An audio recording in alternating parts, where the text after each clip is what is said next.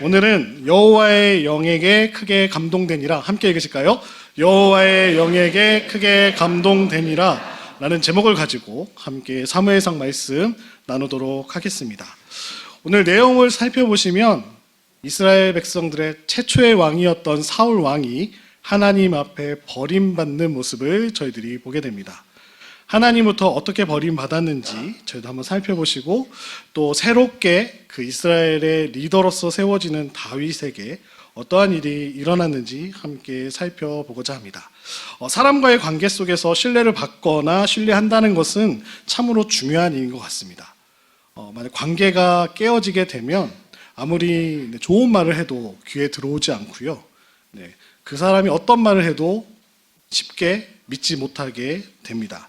신뢰는 굳게 믿고 또 의지한다라는 사전적인 의미가 있습니다. 타인이 행할 행위가 자신에게 호의적이거나 또는 악의적이지는 않을 가능성에 대한 기대와 믿음을 나한테 잘해줄 것이다 라는 마음을 갖는 것이 신뢰라고 표현하기도 합니다. 그러나 이 신뢰가 무너지게 되면 인간관계는 어떻게 되어질까요? 끊어지게 됩니다. 하물며 나라를 이끌어가는 지도자가 하나님으로부터 신뢰를 상실하게 되었다면 어떻게 되었을까요? 오늘 말씀 사무엘상 15장 35절 말씀을 함께 읽도록 하겠습니다. 사무엘이 죽는 날까지 사울을 다시 가서 보지 아니하였으니 이는 그가 사울을 위하여 슬퍼함이었고 여호와께서는 사울을 이스라엘 왕으로 삼으신 것을 후회하셨더라. 아멘. 사울이 누굽니까? 우리 가브리엘 친구들 잘 알아요. 사울이 누굴까요? 몰라요. 네. 네? 하늘이가 저렇게 대답할 줄 몰랐는데, 초등부인데, 사울은 이스라엘 처음 왕으로 세워졌던 인물이 사울이었습니다. 사무엘이 기름을 붓고요, 이스라엘 초대 왕으로 세우셨습니다. 이스라엘 백성들이 우리에게도 왕 좀 달라고 하나님께 간절히 구해서 주셨던 왕이 바로 사울이었습니다. 근데 하나님께서 지금 말씀을 읽어보신 대로 세운 것을 후회하는 정도가 아니라 사무엘상 16장 1절 상반절에 보시면 이렇게 이야기하십니다. 내가 이미 사울을 버려 이스라엘 왕이 되지 못하게 하였거늘.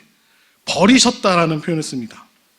하나님께서 사무엘에게 추궁하듯 물으시죠. 언제까지 사울을 위해 슬퍼하겠느냐? 이게 어찌된 일일까요? 사울이 버림을 받았다라는 것은 그럴 만한 이유가 반드시 있었다라는 것을 말씀해주고 계십니다. 왜 버림받았는지 살펴보려면 그가 왕이 된 이후에 있었던 사건들을 좀 살펴봐야 합니다. 사울이 왕으로 세움을 받고 얼마 되지 않은 시점에 블레셋이라는 도시국가, 5개의 도시국가와 함께 전쟁을 맞이하게 됩니다. 블레셋이 군대를 이끌고 베나안 동쪽 믹마스라는 곳에 진을 치고 이스라엘과 싸움을 준비하고 있었습니다. 병거는 3만 명이었고요, 마병은 6천 명이나 되었습니다. 그들은 철기 문화였습니다. 아직까지 이스라엘은 청동기 문화였습니다. 철과 청동기가 싸우면 누가 이길까요? 철이 이깁니다. 철이 이깁니다. 당연히 질 수밖에 없었던 전쟁이었습니다. 이 위급한 전쟁의 상황이 닥쳐왔음을 감지한 이스라엘 백성들은 어떻게 했을까요? 각자 살 길을 찾아 도망가기 시작합니다. 굴이나 수풀이나 바위 틈이나 은밀한 곳이나 웅덩이를 찾아 숨게 되었습니다. 일부는 요단강을 건너 가시나 길앗으로 도망가기도 했습니다.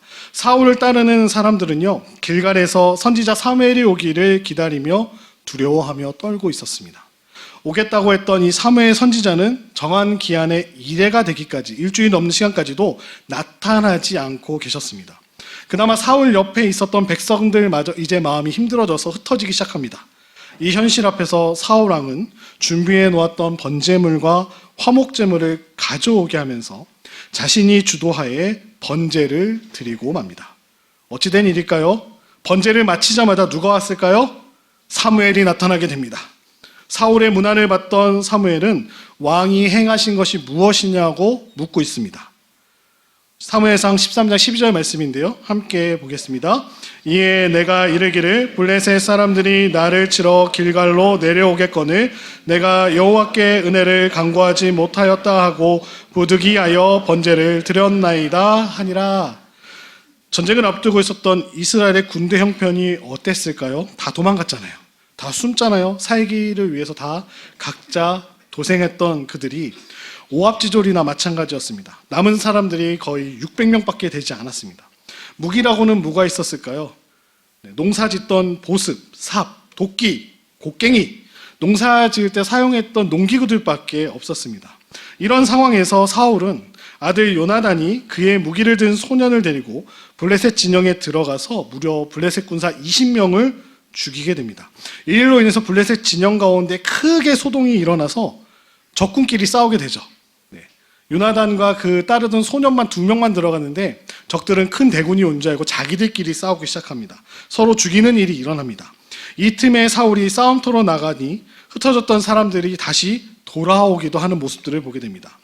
문제는 전쟁에 임했던 백성들이 지쳐있는 상황이었음을 보게 된다는 거죠. 그럼에도 사울은 내가 오늘 저녁에 적군에게 원수를 갚을 때까지 아무것이라도 먹는 사람은 누구든지 저주를 받을 것이다. 또 이상한 명령도 더하고 있습니다. 군사들에게 아무것도 먹지 말고 전쟁할 것을 맹세케 하고 있습니다. 아무것도 먹지 못하고 전쟁을 치른 군대는 굉장히 허기지고 몹시 지쳐 있었기 때문에 그들이 약탈해온 양과 소와 송아지를 마구 끌어다가 땅바닥에서 그냥 잡아서요 핏째 먹고 있는 일이 발생하게 됩니다. 이뿐만이 아닙니다. 하나님의 인도하심을 받으며 이스라엘 백성들이 애굽에서 가나안 땅을 향하여 오고 있을 때 아말렉이 길을 막고 대적했던 일이 있습니다. 이스라엘 백성들의 가장 연약한 여성들과 우리 가브리엘 찬양대처럼 어린아이들만 공격했던 아말렉이란 원수들이 있었습니다. 이를 하나님께서 사무엘을 통해서 다시 생각나게 하시고 아말렉을 전멸하도록 사울에게 명령하셨죠. 사무엘상 15장 3절 말씀입니다. 지금 가서 아말렉을 쳐서 그들의 모든 소유를 남기지 말고 진멸하되 남녀와 소아와 젖먹는 아이와 우양과 낙타와 나귀를 죽이라 하셨나이다 하니 진멸하라 헤렘이라고 명령하시죠. 다 죽여라. 숨이 붙어 있는 거는 싹 다 죽여라 라고 명령하고 계십니다. 너무나 엄청난 명령이시죠. 명령을 듣는 것만으로도 간담이 서늘할 정도로 하나님이 이렇게 말씀하십니다. 그러나 사울은 이 명령을 간단하게 무시해버립니다. 사울과 그의 군대는 쓸모없고 값없는 것들만 골라서 진멸합니다.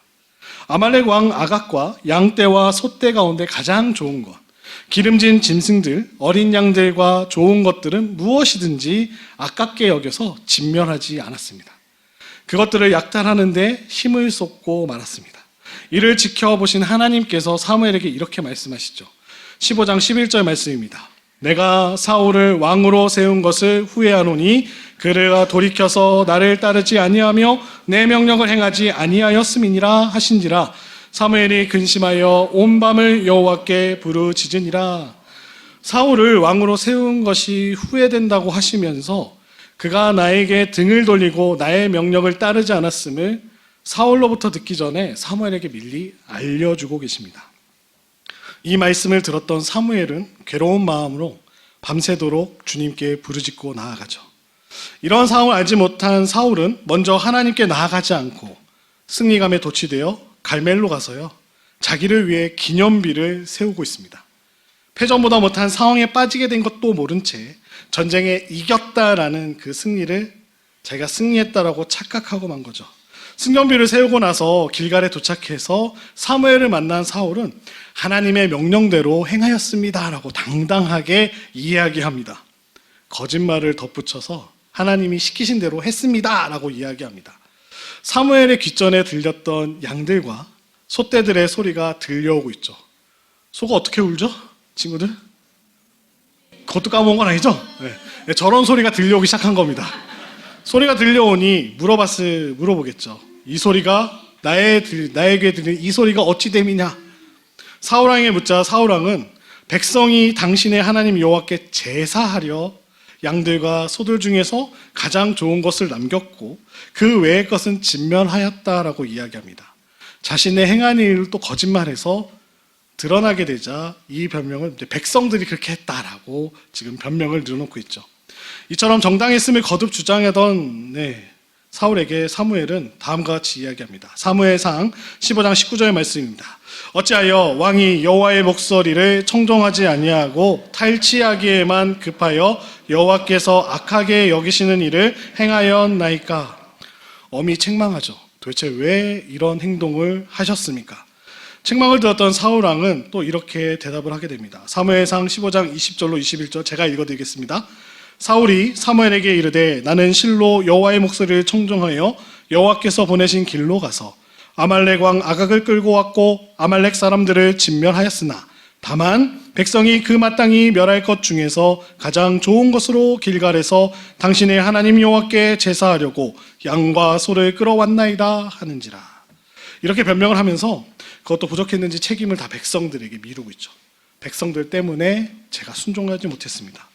하나님의 질서를 어기고 스스로 제사장의 직무도 행했던 복수의 눈이 멀어서 전쟁하는 군사들의 배고픔도 헤아리지 못하고 군사들이 핏째 음식을 먹게 했던 바로 사울입니다.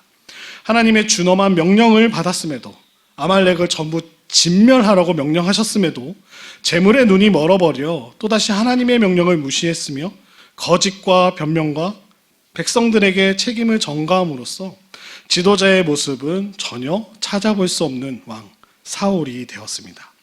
그는 사무엘로부터 죄의 결과를 듣게 됩니다. 사무엘상 15장 22절로 23절인데요. 제가 읽어드리도록 하겠습니다. 사무엘이 이르되 여호와께서 번제와 다른 제사를 그의 목소리를 청종하는 것을 좋아하심같이 좋아하시겠나이까. 순종이 제사보다 낫고 듣는 것이 순양의 기름보다 나으니 이는 거역하는 것은 점치는 죄와 같고 완고한 것은 사신 우상에게 절하는 죄와 같음이라. 왕이 여호와의 말씀을 버렸으므로 여호와께서도 왕을 버려 왕이 되지 못하게 하셨나이다 하니. 제사 행위가 중요한 것이 아니라 제사하는 사람과 제물을 거룩하게 구별하는 것이 하나님 앞에 합당해야 하고 정결한 그 사람과 그 제물을 하나님께서 받으신다라고 오늘 사울에게 말씀해 주고 계십니다. 계속해서 사울은 잘못된 판단과 자신의 행실로 인해서 하나님으로부터 버림받기에 충분한 모든 것들을 채웠고 버림받게 됩니다.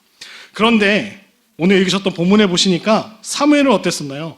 아직 하나님의 계획을 알지 못했기 때문에 깊은 슬픔과 시리 가운데 빠져 있었습니다. 사무엘의 근심은 사울 왕이라는 한 사람 때문에 근심했던 것이 아니라 그로 인해 사울 왕으로 인해서 앞으로 이스라엘이 닥쳐오게 될 이 암울한 미래가 더 염려되고 두려웠을지 모릅니다. 사랑하는 성도 여러분, 사울의 이야기를 듣고 보시니 어떤 생각이 드십니까? 네, 사울의 이야기를 듣니 옛날 사울이라는 왕이 참 하나님 말도 안 듣고 자기 멋대로 살았구나. 그의 행동과 모습이 저희들의 모습과 비슷하지 않으십니까? 오늘날 교회의 모습과 비슷하지 않습니까? 이 상황을 하나님께서 어떻게 해결해 나가실까요? 이런 절체절명 가운데 정말 혼돈 가운데 있었던 이스라엘을 어떻게 해결하실까요? 길품 슬픔에 젖어 있던 사무엘에게 하나님이 찾아오십니다. 내가 사울 왕을 이미 버렸으니 슬픔을 그치라라고 명령하시죠. 동시에 뿔에 기름을 채우라라고 말씀하시면서 베들레헴에게 살고 있는 이새에게로 가라고 명령하십니다. 그리고 새로 세울 이스라엘 왕에게 기름을 부으라고 명령하십니다. 이것이 바로 하나님의 방법입니다. 그런데 하나님께서 지시한 이 일을 사무엘 입장에서는 바로 실행하기가 너무 어려웠습니다. 거듭 사울의 잘못을 지적하던 사무엘이 사람들이 보는 앞에서 뿔에 기름을 채워가지고 이새의 집에 가서 어떤 한 아이에게 기름을 붓는다? 어떤 뜻일까요? 반역하겠다라는 것을 대놓고 이야기하는 거죠. 나는 이제 반역을 하겠다. 그래서 굉장히 두려워하고 있었습니다. 하나님께서는 그 두려운 마음으로 푸는 방법을 제시해 주셨는데 암 송아지를 끌고 가서 하나님께 제사 지내러 왔다라고 말하고 그 자리에 이새를 초청하라고 아이디어를 주십니다. 그 다음에 하나님이 알게 하실 사람에게 기름을 부으라고 명령하시죠. 기름 부음은 기름 부음 받은 자에게 하나님의 영이 임하심을 상징합니다. 세속적인 기름 부음도 백성이 왕에게 충성하는 것을 맹세하는 방법이지만 종교적인 기름 부음은 여호와 하나님께서 왕에 대해서 앞으로 그를 선택하셨다라는 것을 표현하는 한 가지의 방법이시기도 합니다. 이스라엘 왕들은 왕위에 오를 때 기름 부음을 받았고 기름 부음을 받는 자는 메시아라고 불렸습니다. 메시아는 이제 그리스어로 이제 신약에서는 그리스도, 우리가 잘 알고 있는 기름 부음 받은 자라는 뜻을 갖고 있습니다. 사무엘은 마침내 하나님의 명령대로 실행에 옮겨서 나아가죠. 근데 그 과정은 간단치 않습니다. 사무엘은 이새의 첫째 아들 엘리압이라는 인물을 보고 이 사람이 하나님께서 기름을 부으라고 명령하신 바로 그 사람이다 라고 생각을 하게 됩니다. 그러나 하나님은 이렇게 말씀하시죠. 엘리압의 용모와 키를 보지 말라. 내가 이미 그를 버렸노라. 이 말씀을 그때 어찌나 감사한지요. 용모와 키를 보지 말라. 내가 이미 그를 버렸노라. 키가 작다고 못생겼다고 하나님은 그렇게 말씀하시지 않죠. 사울 이후의 왕은 사울과 같지 않은 사람 중에서 뽑을 것을 암시하시죠. 사울이 키가 컸거든요. 다른 사람들보다 숨어 있을 때도요, 목이 하나 커가지고 빼꼼 다 목이 보였습니다. 키 큰 사람도 아니고 정우성이나 다 그런 사람은 아니라는 거죠. 뽑지 않습니다. 어떻게 뽑으실까요? 사람들은 예나 지금이나 외모나 조건을 중요하게 여기지 않습니까?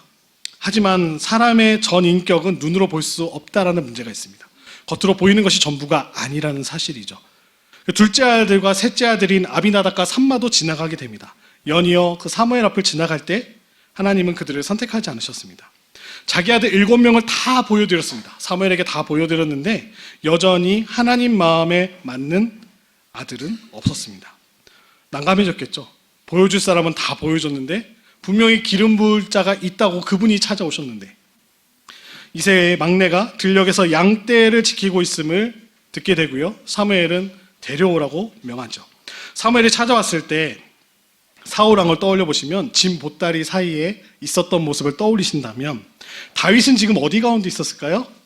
양떼 가운데 있었습니다. 양떼 가운데 그가 있었습니다. 다윗이 도착하니 하나님께서 그니 일어나 기름 부으라 라고 명령하시죠. 마침내 사무엘은 준비해온 뿔을 가져다가 형들이 보는 앞에서 막내 다윗에게 기름을 붓습니다.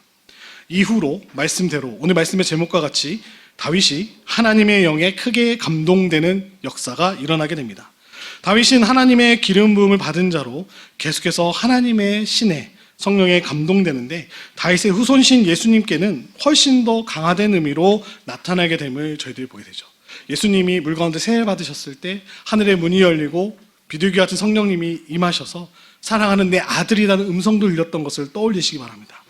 나중에 다윗은 목동이기도 하고 시인과 음악과 정치가 예언가 왕으로서 크게 쓰일 뿐만 아니라 다윗 왕가를 통해 인류를 구원할 메시아 예수님이 오시게 되는 복도 누리게 됩니다.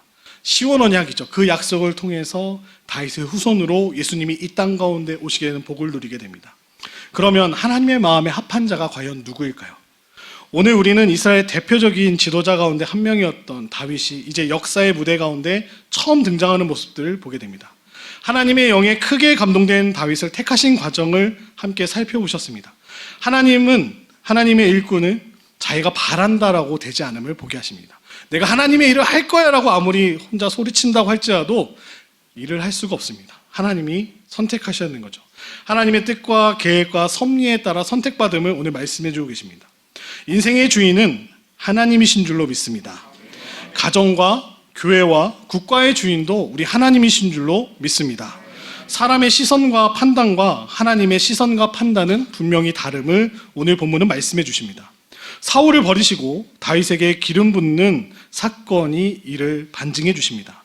부인할 수 없는 사실은 우리는 외모와 조건을 봅니다만 하나님은 마음과 중심을 보고 계신다라는 사실입니다.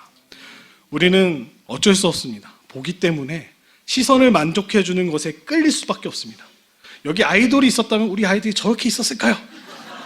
아니라는 거죠. 네. 자고 있는 친구도 있습니다. 네. 여기 재미있는 게 있다면 우리 친구들의 눈이 어땠을까요? 반짝반짝 빛이 나겠죠?